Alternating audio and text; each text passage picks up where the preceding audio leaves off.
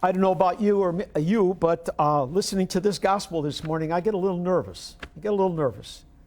Especially when you're in church and you look at somebody and you know that they're kind of doing things that aren't supposed to be done, and you kind of sit there and say, God, I'm glad I'm not like that, you know? And I think what we have to do is listen to the gospel today, because the tax collector got the message. The tax collector got the message. The Pharisee had to tell God all the things he was doing. But that's not the way we pray. We come humbly before God, and that's what the tax collector did. He knew he was a sinner. He knew he didn't do everything right. And I think in our own living out of our Christian community in our life, we need to realize that. We don't know what the grace is to the other one, the person next to us, or the neighbor down the street.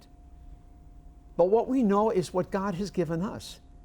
And are we totally living that particular life, that particular grace that God has given us? I think that's very true with those who are single, who are married, who are even priests or religious.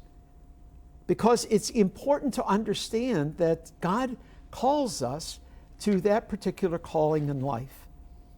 And if we're not doing it totally, we come humbly before Him, asking for grace and saying, I'm sorry. That's why the sacrament of penance is such an important part of our Catholic life. That we go and place ourselves before God through the priest and ask for that grace to be able to be renewed, strengthened, and most of all, forgiven.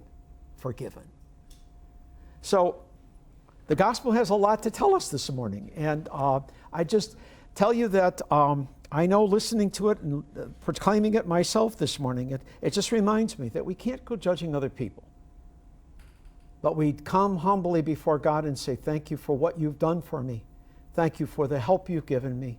And help us to be able to do your will and not our will. God bless you.